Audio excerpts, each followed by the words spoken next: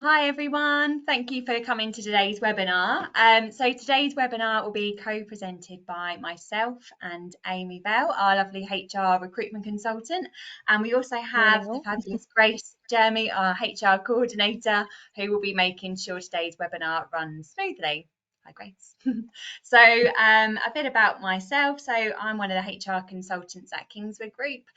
I support businesses of different sizes from a variety of different industries with their HR needs. I wasn't always in HR and first had a career in leadership and management before moving into the HR world. Before joining Kingswood, I worked mainly in-house HR roles with multi-site experience. And when I'm not doing all things HR, I spend my time with my beautiful 4-year-old daughter. That brings me a lot of joy. I'm pleased to announce that she got her first choice primary school place last week, so that's good news. And our favourite things to do together are anything Disney related. And we recently came back from our first trip to Disneyland Paris. So that's just a little bit about me. But I'll let Amy introduce herself to you all now as well. Yeah, morning everybody. My name's Amy. I work as an HR recruitment consultant for Kingswood. So my background has largely been recruitment. So worked for just under 6 years. I've also done my CIPD as well. So sort of combined my love of HR and love of recruitment with this role. So yeah, really exciting time to be in Kingswood Group. Um, Unlike Laura, I don't have a daughter. I do enjoy sort of traveling and nice restaurants, that side of things. So yeah, that's just a little bit about me. But yeah, let's get started, shall we, Laura? Yes, yeah, absolutely. So today we're using GoToWebinar. So for any of you that haven't used it before, it is new to us as well. You're all muted right now and we can't see you. So any questions you have for the panel as we go through the session, please type them in the question box at the top, and we'll answer as many questions as we can at intervals or at the end of the webinar. And same as well, we've got chat box as well there if you just want to add any comments as we go. Okay, so just moving on to a bit about the HR consultancy side of the business before we start the webinar. So Kingswood Group, our focus is on delivering HR solutions that are generally tailored to your business. So we understand that no two organisations are the same, whether you're a small or medium-sized business looking to scale up or a larger company aiming to refine and improve your HR processes. Our services are designed to be flexible and comprehensive. We support you in enhancing operational efficiency, staying compliant with employment law and regulations, and freeing up your time. So whether you need a new employee handbook or employment contracts or someone to chair a disciplinary or guide you through a redundancy or change consultation, we are here to help. We can work on a retained basis or work with you pay as you go or on projects.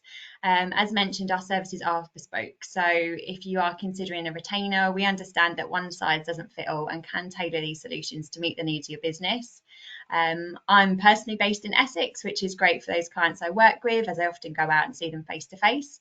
However, I've also travelled to Oxford, so it really doesn't matter where you are. We don't operate like a call centre, so you always get to know the team. And if you want a dedicated consultant, you can have one. We offer a multitude of other services that go hand in hand with HR, like training, profiling, HR software, and we'll go into more detail about these services at the end of the webinar. But for now, I'll hand over to Amy, who's going to share some information on the recruitment side of the business to you. Thanks, Laura. So yeah, I work for the recruitment team, work in the recruitment team. So we are Essex based, but we do cover sort of all of the UK. So our team sort of has extensive experience with sourcing top tier talent. So we look after interim, contract, permanent roles across all sectors really. And in terms of levels, we deal with sort of entry level right through to senior leadership as well. So what makes us different really?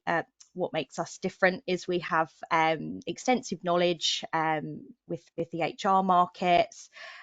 We take on quite a collaborative and consultative approach as well, just making sure that it's tailored to the business needs, and you have the sort of personalised experience. So, our main goal is really just to make sure, whether you're doing a recruitment drive or sort of one-off hires, that we're sort of consistently placing great talent for you, and sort of meeting your business's expectations as well. So again, I'm Essex based as well, so happy to come and see anybody if they are interested in setting up a meeting as well. So we'll move on to attracting the right talent.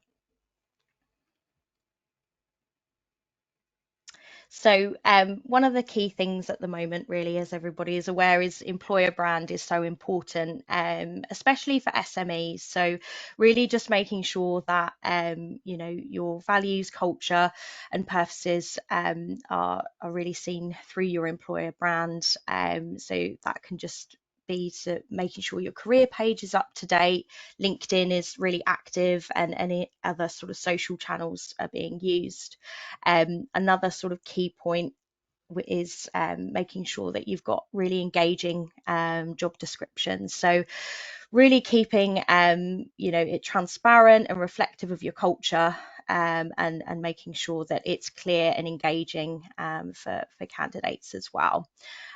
One of the other key things in making sure you're sort of attracting the right talent is knowing what type of talent you would like to attract. So knowing the candidate profile that you really want. So having, the skills and experience really defined in your job description, and making sure you're sort of covering all basis in terms of advertising as well. So whether that be using your local network platforms like LinkedIn, even advertising through sort of colleges or co-working spaces, but just making sure that you can really expand your reach as much as possible.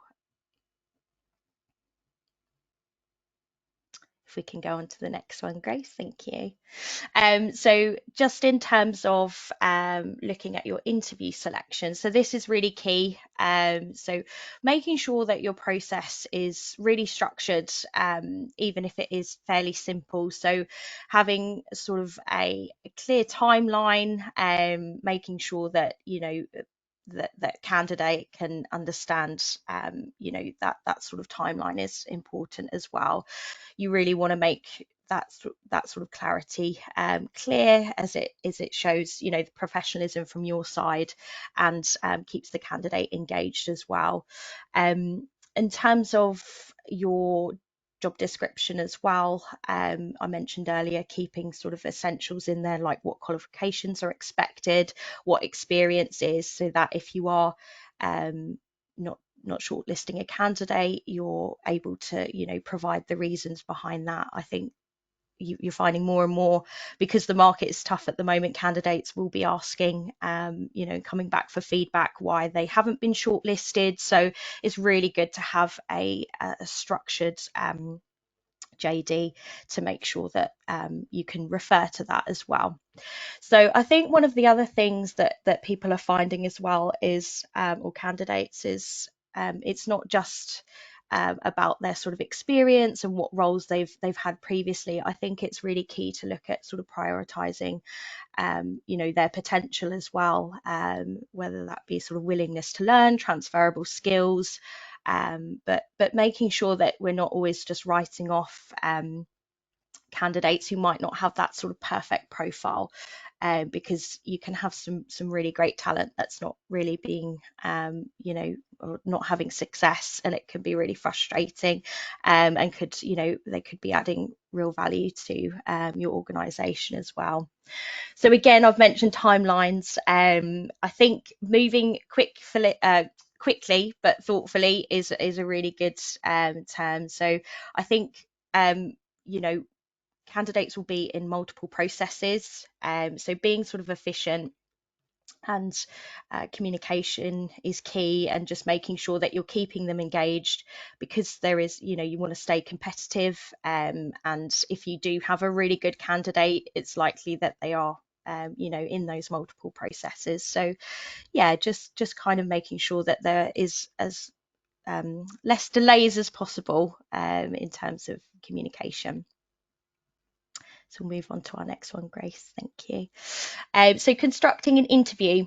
It's really important to design your interview structure with intention, not just how you've always done it, or just digging out sort of old interview questions.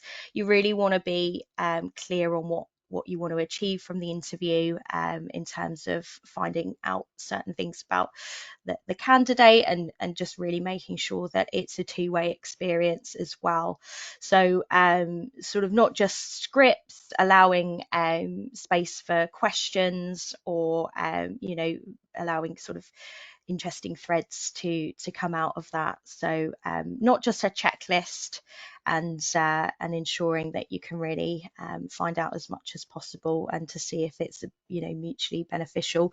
So in terms of the resume as well, it's you want to hit those key points on that, but you also want to ask them scenario based questions that is will apply to that role, so that they can really get an understanding, and you can also sort of see their approach to work as well. It just gives a bit more insight to their problem solving skills, critical thinking skills, that side of things as well. So I think more and more it's important to think of an interview process as a two-way experience. It's interviewers are sort of um, making that mutual decision making process as well. So giving that space for genuine conversation, and yeah, sort of building that rapport, and allowing for that open conversation as well, so that candidates are able to ask questions as much as the panel is as well. I know that it can be quite a daunting experience, especially when there's lots of processes. I had a candidate recently that had interviewed at quite a big organization, and just felt so sort of put off by the experience of not having that open conversation at any point, and just feeling that it was so structured, and almost speaking that the panel's response was just a blank face, and that can be really tough. So I think just being aware that it is a daunting process, and it's good to keep that professionalism, whilst also making space for that conversation too. So move on to the next one. Thanks, Grace. So making a job offer, this is really key. With securing the right candidate as well. So I think one of the things that's really important is to lead with confidence when you are making that offer. I think that if the candidate feels that there's hesitation, or that it's not a sure thing, or you're just feeling it out to see what they might say to particularly with this sort of salary, it's not always a good experience. They could be second guessing, and not feeling as engaged as well. So you want to come across sort of strong when you're delivering that offer, really. So I think also what's important is, rather than sort of just stating the offer, and in terms of salary, sort of explaining that a bit further, providing a bit of context is really good and professional. So sort of clear, honest communication. If, for instance, you've offered a salary, if it's been advertised as a salary range, and you've offered a number within that range that might not be the top, or a bit lower than the candidate's expectations, then it's really important to give a bit of context as to why that figure has been offered. And perhaps if they're in a process of completing a qualification or something along those lines, then you can always negotiate and have a salary review once that qualification is completed. So I just think taking those steps is important to have that ready if it is questioned as well. So again, sort of preparing for the what ifs. Obviously, if you've screened the candidates in a solid way and you understand what their sort of expectations are, say for instance they need a bit more flexible working, or they can only can't do this certain day in the office, whatever the what ifs might be, just anticipate those, and have that information ready when you're having that initial call, or a follow-up call, so that you can make sure there is a creative alternative, so you don't necessarily lose that candidate. Again, always back to the time frame of responding. It's really important to communicate as quickly as possible. I know in some cases you'll lose that candidate. They might be in multiple processes, and if you're taking a week to come back to them, they're not going to be able to hold off if they've had other offers. So just really being mindful of that as well. And it also shows your organization's enthusiasm to get the ball rolling, and just making sure that you're not leaving them hanging, really, which can be really stressful and difficult, especially if they're leaving other offers hanging too. So if we go to the next slide, thanks, Grace. So right to work compliance, this is obviously incredibly important. As you know, it is your legal responsibility to make sure that the candidate's right to work is compliant. So regardless of the role, company size, you really need to make sure that is covered, especially before the candidate starts. Speaking from experience, I'm Canadian actually, and they changed the law, I think it was about 10 years ago or so, and I'd worked for another company, and my right to work document was no longer suitable. So when applying for or starting a position, it became really stressful trying to sort this out last minute. So although it is important for the candidate to obviously keep up to date with this, it's also important for the employer as well, just to make sure those last minute stresses don't affect the start date, etc. So yeah, just making those checks are done before day one. But to be honest, as soon as you've had that offer accepted, it's really key to get the ball rolling on that. Or if you're using a recruiter, usually they'll always have that compliance already done before interview. So just making sure as well you're ensuring that your team is trained correctly, whoever is doing the sort of compliance checks, and just making sure that they're sort of regularly reviewed to ensure they're up to date. And a checklist is really handy for this as well, just to make sure. But obviously you can find all of the information on the government website as well. Thank you. I'll pass over to Laura. Right, before we do move on, actually, if you wouldn't mind going back a slide, Grace. So before we move on, is there any questions that anyone has for Amy on the attracting talent section? Is there anything in the box, Grace? No? Okay, no worries. Question then, just from me then, something I was thinking about, you talking about, Amy, like the making sure that there's clear timelines in the hiring process, and sort of best practice. Is there like what's the ideal time frame for in that interview process, and how many stages would you expect? What's the average at the moment? So obviously it can depend the level of role, but if you take sort of a mid-level role, for example, usually there'll be a two-stage interview process. So really you want to be advertising for sort of 1 to 2 weeks maximum, really, if possible. Obviously with niche roles, I know it can take a bit longer to sort of source candidates as well, but and then it's always really a plus if you can already have interview dates set out.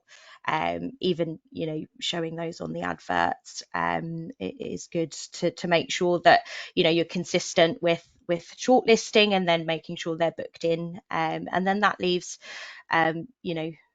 space for ensuring that everybody can attend as well. If you have a couple of dates that are possibles, that's always good too.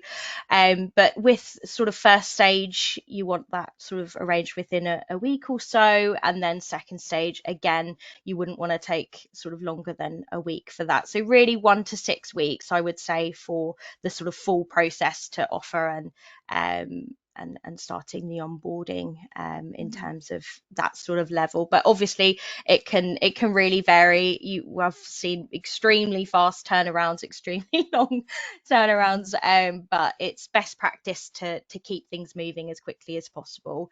I think as well, if you have a hard to fill role, is to really start advertising as soon as possible and giving that space, because it's those niche roles, it can be difficult to find those candidates. So yeah. It's interesting what you say about having scheduling dates for interviews, because I do Mhm. wonder whether that would put some candidates off. For example, if you had, first stage interview set for Wednesday at 12 o'clock, anyone that's looking to apply for that job are going to go, oh, I'm going to have to book that day Yeah. off in advance if they offer me. So do you always recommend that the employer sort of allow some sort of flexibility, that they may set that date, but then if there is a good candidate, that they allow that flexibility? How would that usually work? Yeah, absolutely. I think it's really good to have those dates, but to again offer sort of flexibility around that. I think timing's key also. If you can have, a couple of slots at the end of the day or earlier in the day, it can be easier for candidates to make those. I think also it's, with using Teams, that's another way that it's possible that a candidate can do that on their lunch break. I know it's really difficult with not having as much holiday time, and if candidates are pressured with interviewing for multiple roles that are 12 p.m. on a Wednesday, it's not always doable. So yeah, I would say to have some flexibility around that, and employers should be should try and make exceptions where they can to timings and dates. Yeah, but obviously one key thing is you don't want to have one interview going ahead or a couple of interviews going ahead and then waiting like a week and a half for the others, because you will just Yeah. lose those candidates. So yeah, can be tricky. Yeah, sounds it. All right, thank you, Amy. Thanks, Great then. Laura. So if there's no other questions, we'll move on to retaining the right talent. Okay, when you're ready, thank you, Grace. Great. So once you've got your candidate in, you've done your right to work compliance. So the next part you will be contract of employment. So the contract of employment sets out the rights, responsibilities, and expectations for both parties. It's a legally binding document, so both the employer and the employee are protected under employment law. So first and foremost, it provides clarity. Employees know what's expected of them, their hours, duties, pay, benefits. And while employees have a framework to manage performance and behaviour, it helps prevent misunderstandings by putting everything in writing. It reduces the chance of disputes later on. And it's also important for legal protection in the event of a dispute about pay, termination responsibilities. The contract is always the first point of reference. You'd always go and have a look and see what it says there first. With changes in working patterns like remote work or flexible hours, contracts also help set boundaries and expectations for new working arrangements. So ultimately, it's not just a legal requirement, it's a key tool for building a professional, transparent working relationship. Since the 6th of April 2020, under this is a bit of a mouthful, the Employment Rights, Employment Particulars and Paid Annual Leave Amendment Regulations 2018, got that out. Employers have to provide employees with an employment contract on or before their first day of employment. There is a set amount of compensation due if you have failed to provide a written statement of employment particulars. this financial penalty is capped at 2 or 4 weeks basic pay. However, employees do not have an automatic right to compensation. So despite there being a set amount due for not issuing a contract of employment on the first day, employees have no right to bring a standalone claim against an employer for this failure. So this means that any claim for not issuing a contract of employment must be attached to another type of tribunal claim for something like unfair dismissal or discrimination. And that claim has to be successful as well. So as long as you issue a contract as soon as you realise your mistake, ultimately no employee has any right to demand any compensation. But it is just something to be mindful of, because you never know how these things are going to pan out.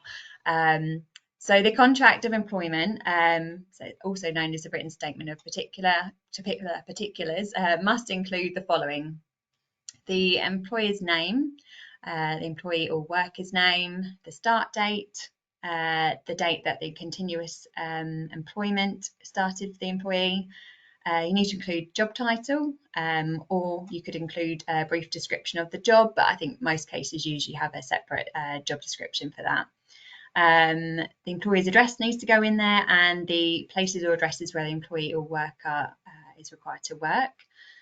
Pay, including how often and when. So, for example, their annual salary needs to be in there, and then how often you pay that. So, whether that's the last Friday of the calendar month, or the last Monday, or the 28th. Working hours included, which days the employee or worker must work, and if and how their hours or days can change. Holiday and holiday pay. You also need to include an explanation of how it's calculated. The amount of sick leave and pay. If this information is not included, then you must state where to find it. So, for example, the employee handbook. Other paid leave, contractual benefits and non-contractual benefits. The notice period either side that you must give when employment ends. How long the job is expected to last. So if it's a fixed term contract, make sure that you put an end date on there. Any probation period, including its conditions and how long the probation is, if the employee will work abroad, any terms that apply, and training that must be completed by the employee or worker, including training that you're not going to be paying for. So employees can provide some terms in instalments, but no later than 2 months after the start of employment. And this only applies to things like pension arrangements, collective agreements, details of non-compulsory training, and disciplinary rules, disciplinary and grievance procedures. If it refers to the handbook, you need to state where the employee can obtain a copy. So I'd always recommend, good practice is to issue a handbook, employee handbook, on the first day of employment, so that the employee has a copy, or if they've got it on a portal, make sure they have those login details from day one. The much anticipated Employment Rights Bill has recently been passed by the House of Commons and has become Employment Rights Act 2025. It's now before the House of Lords for consideration. It's been in a lot of news stories at the moment. One of the key proposals that the government have put forward is to remove the 2-year qualifying period for unfair dismissal, and the introduction of statutory probationary periods, which will be a light touch dismissal process. The government is consulting over how long this initial period will be, but there has been 9 months has been put about. So whether this 9 months total is a total probationary period or it includes an extension, we really don't know. It's a bit woolly at the moment, so we are just waiting for more information. If anyone's got any thoughts on this, but yeah, ultimately 9 months could be the minimum in the future. We often say 6 months is a good probationary period, because, as you know, 3 months can whiz by and wouldn't always be enough time to review somebody's performance. But yeah, that's pretty much the contract of employment, and so I'll move on. So employer duties. Employers have a common law duty of care towards workers. So specific rules they must follow under health and safety law, and this means employers must do all they reasonably can to protect employees' health and safety and well-being at work. So this could include things like providing a safe working environment, doing risk assessments and taking action based on what they find. Doing everything they reasonably can to protect employees from discrimination and bullying, taking steps to prevent work-related stress. Examples of how an employer might breach their duty of care include pressuring workers to work excessive hours, failing to provide the right training, or allowing staff to work who are unwell and do not have the right training, could put themselves in danger. There's no standalone legal claim called breach of duty of care. However, there are likely to be other legal claims for situations where the employer breaches this duty. For example, claims where the employer has failed to protect a worker from discrimination, or breach of contract or constructive dismissal. So this is where someone resigns because the breach is so serious they don't feel they can continue working for their employer anymore. So just some things to consider. I especially want to talk about this because on the 26th of October 2024, the Worker Protection Amendment of Equality Act 2010, Act 2023, again another mouthful, came into force. This now makes it the responsibility of employers to take reasonable steps to prevent sexual harassment at work. So in reality, this means that employers will now need to have an anti-harassment policy.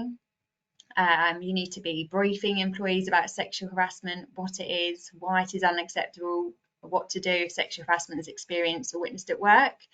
You need to be keeping records of these briefings or training, conduct risk assessments, keep records of any reported forms of sexual harassment. Employers who don't do this will fall foul of the legislation and leave themselves open up to claims under the Equality Act. Plus, if sexual harassment claim is successful at tribunal, there will be an automatic 25% uplift in compensation. So if you haven't completed all of these actions, then do get in touch after the webinar. We can discuss how we can support you with this, whether it's helping you with providing you with a policy, a risk assessment, or doing some training. They're all things that we can do. So when we talk about briefing or training employees on sexual harassment awareness, this can be as simple as in the form of like a toolbox talk, but you just need to make sure that you're thorough, and it needs to be delivered at regular intervals and recorded. So you need to sort of set a time frame, whether that's once every 6 months. And managers need to be trained too, so that they fully understand the policy and can lead by example. A lot of clients we work with are opting with e-learning at the moment, which we can provide as well, or even in-person training, which we've done also. You just need to consider what is right for your business and whether you've taken reasonable steps to prevent sexual harassment. We actually are going to be running a webinar on this, which I'll talk about at the end of today as well, if you would like a bit more information.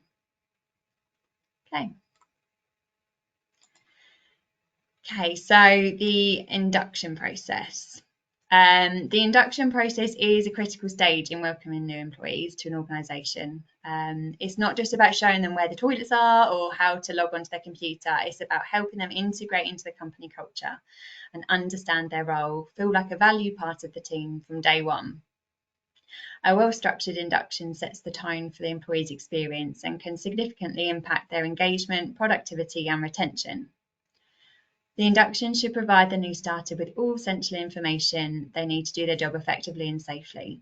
So this includes an introduction to company policies, health and safety procedures, systems and tools, and their specific responsibilities.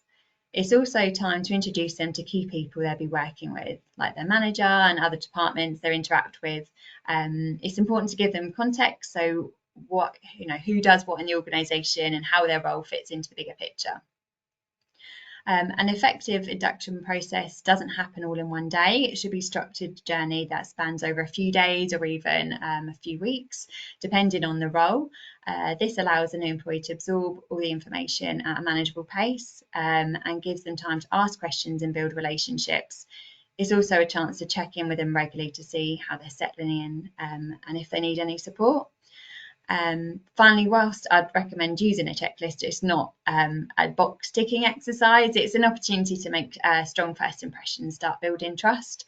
A well-delivered induction shows the organisation is professional, and genuinely invested in its people. And when employees feel welcomed and supported from the start, they're far more likely to stay engaged and stay within the business. I've experienced firsthand rushed and poorly planned inductions, and one thing I definitely recommend is to avoid things like e-learning on the first day if you can, if it's not health and safety related, and focus more on things like introductions to the people and culture, get them to start spending time with their team, learning what their team do, and even plan something like a team lunch, which is really nice. On your first day, you just have such an information overload, and so just easing them in nicely, because ultimately you've got hopefully weeks, months, or years with this employee. So just take it easy on their first day. Okay, move on to probation periods now. So we talked about probation periods a bit earlier. So they play a crucial role in the hiring and onboarding process for both employers and employees. They provide structured time frame to evaluate whether a new hire is the right fit, not just in terms of skills, but also how well they align with the company culture and work ethic and expectations. It reduces the risk of a bad hire becoming a long-term issue, and during this time, performance, punctuality, collaboration can all be fairly assessed. Importantly, it encourages open feedback and communication, so managers and HR can support new employees more intentionally during this time, helping them succeed. So as we said before, you should consider what probation length to set and include this in the contract of employment. So typically more senior roles will attract a longer probation length. However, we're often advising our clients to consider a 6-month probation for all roles, as 3 months it's just too short, and it goes in a flash. Any concerns during this period should be addressed in either a mid-probation or an end of probation review, not a disciplinary process. If you don't currently action a mid-probation review, they are a really valuable checkpoint, not just for the employer, but for the employee as well. They provide an opportunity to reflect on the employee's performance so far, identify strengths, and address any early concerns before they become larger issues. It's also a great time to give constructive feedback and help guide the employee's development and show that the company is invested in their success. The employee can also share how they feel that they're getting on and what challenges they're facing, if any, or identify any support they need. But just make sure that during these mid-probation reviews, if there are any concerns, that you set measurable goals or SMART goals. Just tell an employee that they need to improve, it just gives them no guidance, and they're not likely to succeed. Sorry, You should I've note just that. noticed we had a Yeah. question. Oh, okay. Laura, Yeah, no, sorry go to for it. Yeah, interrupt you. go for Do you want to it. finish, or we can ask at the end uh, of the slide? Go on. yeah, I'll finish and then I'll take the question. Yeah, absolutely. So yeah, Sorry. no, absolutely, that's fine. So yeah, so you should note that the minimum statutory notice for any individual who has been continuously employed by you between 1 month and up to 2 years is 1 week. However, organisations will commonly increase this notice for both the employer and the employee after passing probation. So this needs to be detailed in the contract of employment. During the probation period, it's common for certain employee benefits to be temporarily withheld. Things like paid time off or enhanced sick pay, health insurance, bonuses. It's not about penalising employees, it's more about balancing fairness and protecting the company resources. So from an employer's perspective, benefits are a long-term investment. They're meant for employees who are committed and likely to stay. So during the probation period, it just helps to ensure that that organisation is extending those resources to individuals who are, that they're putting long-term investment into. And it also gives employers a bit of a buffer, especially with benefits being quite high cost these days, like health insurance, and to make sure that they're allocating the resources responsibly. Transparency is key, though, so employees should be clearly informed about what these benefits, how that they're being impacted during probation, and what benefits are delayed, when they're kicking, what's expected during the probationary period. It needs to be detailed in their contract for employment and employee handbook. And once the probation is passed, benefits are typically activated anyway, so after 6 months, and then as a sign of good faith and recognition to the employee's commitment, they'll be eligible for things like sick pay. But obviously every organisation is different, and you can choose when these benefits would kick in. Probation reviews that could result in an extension or probation fail should be treated formally. So the employee should be invited in writing with reasonable notice and given the right to be accompanied. If you are considering either a probation fail, think about what support you've already given that employee, whether it's sufficient in order for them to succeed in their role. Because if it's not, I would opt to extend the probation in those situations with support, and then see if their performance improves before ending the employment. Notes of the meeting should be taken and given to the employee, and an outcome letter should be delivered in writing, whether the probation is passed, extended, or failed. That way everybody knows where they stand.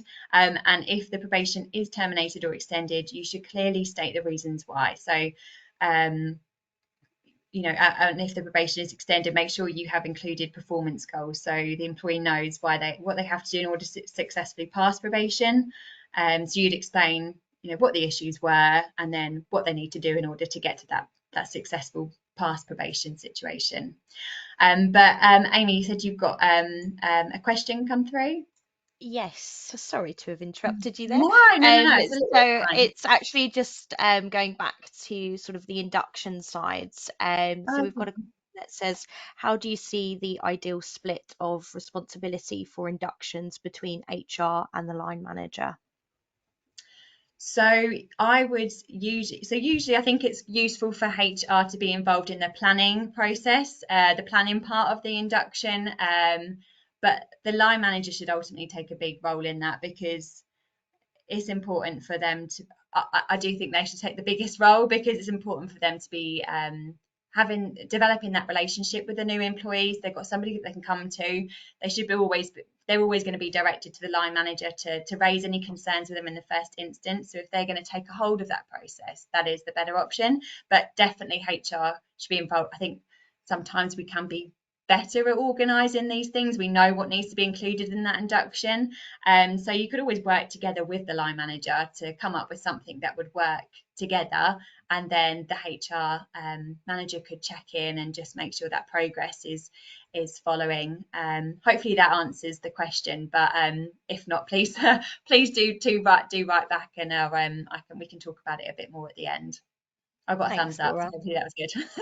All right. All right, thank you. Great. So if Grace, if we could move on to retention strategies. Perfect, thank you. Great. So before you can begin developing a retention strategy, you first need to understand why employees are leaving in the first place. So if you don't already, conduct exit interviews and issue leaving employment questionnaires alongside to ensure employees feel confident to answer honestly. It is often the case that employees will not be honest about a manager relationship causing them to leave when it's the manager asking questions in an exit interview, which is why I think it's useful to have a leaving employment questionnaire as well that they can complete anonymously and return to HR. So in our previous webinar, What Workers Want, we reviewed the results from a new possible What Workers Want survey. And in that, respondents said that flexibility in working hours and location were key to retention. So employees now expect multiple flexible working options, and around 59% of employees without flexibility plan to leave their employer in the next 12 months. It's quite a big number. No surprises that compensation remains crucial to retention still. 69% of employees would leave for better pay. And with the economic crisis, I think this is understandable because we all have bills to pay. And employees, they can't be expected to be loyal forever, and they are likely going to be looking for higher pay. But there are other things that we can do to retain them. So we'll talk about that as well. So employees now consider holistic benefits, including mental wellbeing and financial support, to be important. So consider introducing an EAP or wellness programs and financial education. Extra holidays also one of the top ones for the most valued benefits. Some organisations operate a holiday purchase scheme where you can sacrifice some of your salary to purchase additional leave. So this is always one to think about. I think ultimately the most important thing to do is talk to your employees first, though. So consider an engagement survey first. Ask your workforce what benefits they want, because whilst we may read about what other employees say that they value, your employees in your organisation may want something completely different. They may not want extra holiday. They may want a gym membership. I mean, I wouldn't, but some people do. So I definitely talk to your employees. You could consider career development programs that provide a clear progression path and also help with succession planning.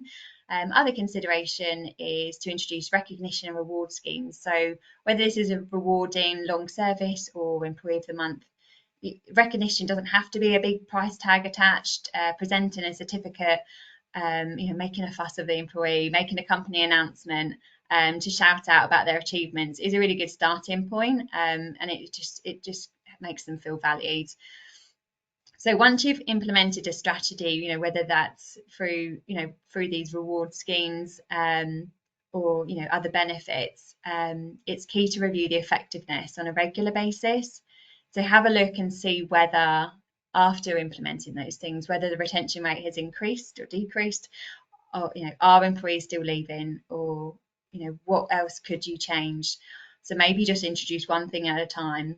Are there key themes? Are employees leaving from the same team? That would maybe direct you to look at one area rather than the whole workforce. Okay, so I'm just going to move on to sustainability, another bit of a hot topic as well. So employees are now increasingly preferring to work for environmentally responsible organisations. So this is something that you can look at to attract and retain talent, whilst driving sustainability. So HR's role in driving sustainability is usually integrating the agenda into all aspects of HR operations, including training and recruitment.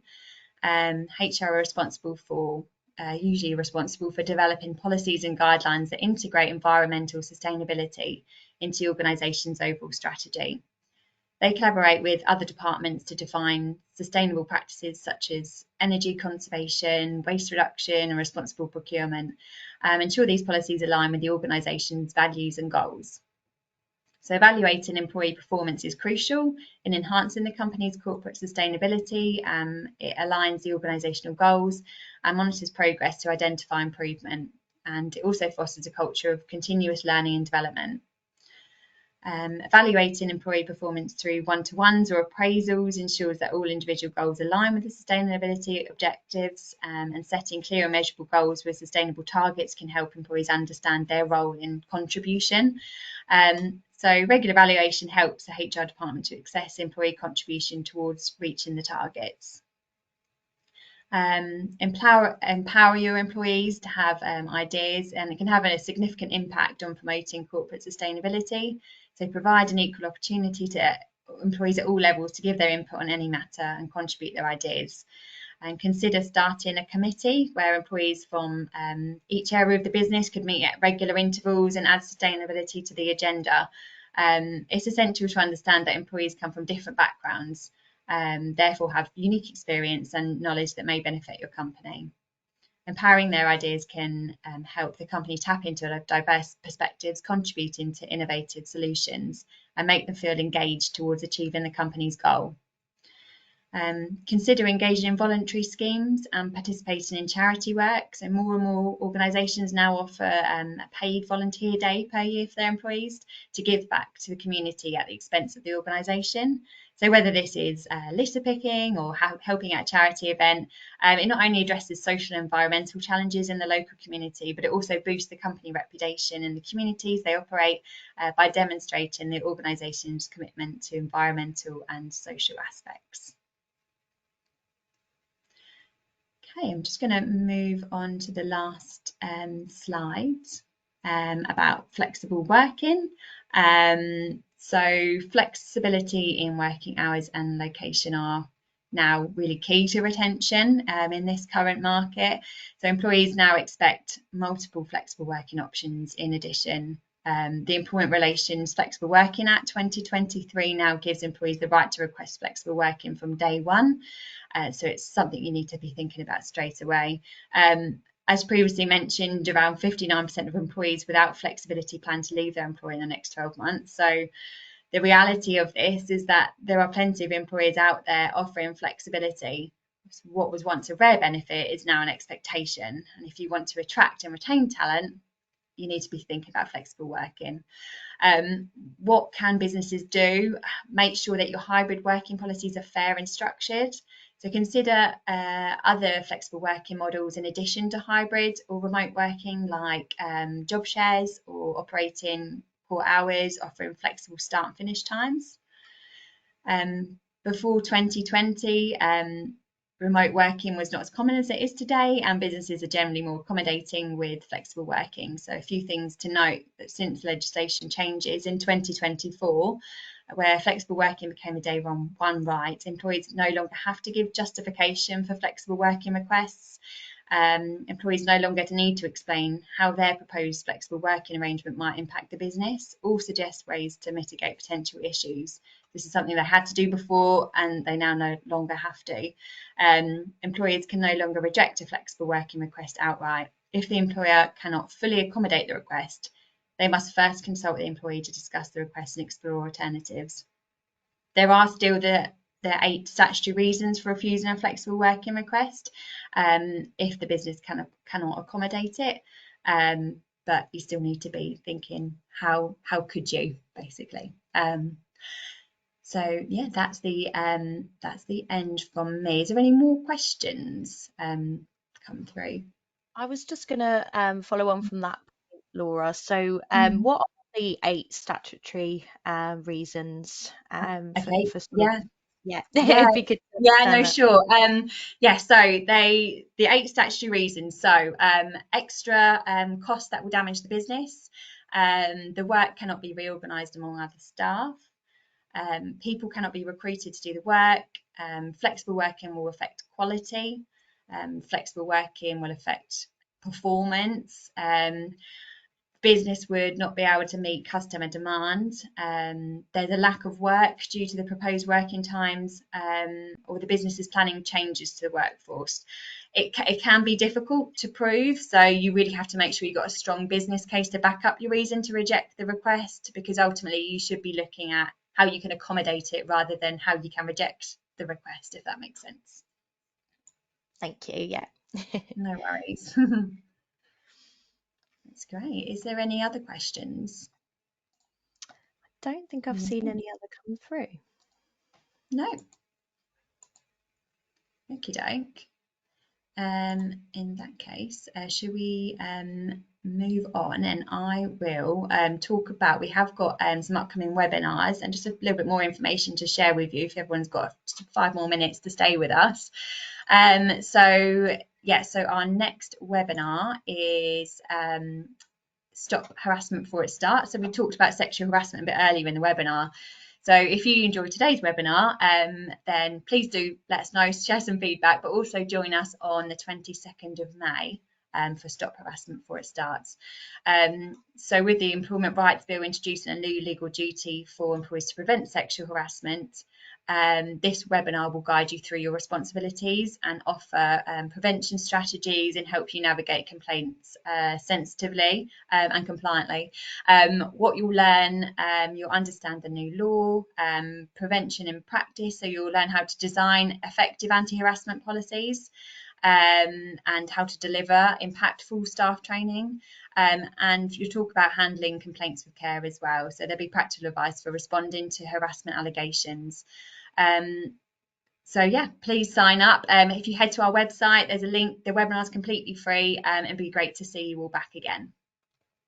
Thanks, everyone. Okay, so I'm just going to talk about just a few tools that we have as well that you can access through our website.